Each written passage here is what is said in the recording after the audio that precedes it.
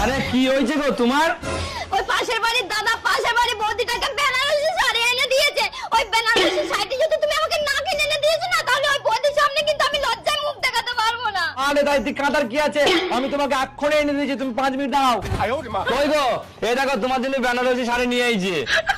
কি ব্যাপার গো, তাও তুমি কথা বলছো না, আবার কি হইলো? ওই পাশের বাড়ির দাদা পাশের বাড়ির বৌদিকে সোনার চেন কিনে এনে দিয়েছে।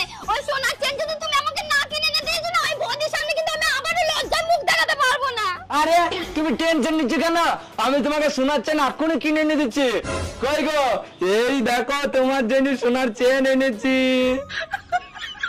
কি হইলো গো, কথা বলছো না কেন, কি হয়েছে? ওই পাশের বাড়ির দাদা পাশের বাড়ির বৌদিকে স্কুটি কিনে দিয়েছে। ওই স্কুটি যদি তুমি আমাকে না কিনে এনে দিয়েছো না, তাহলে ওই বৌদির সামনে কিন্তু আবার আমি লজ্জায় মুখ দেখাতে পারবো না।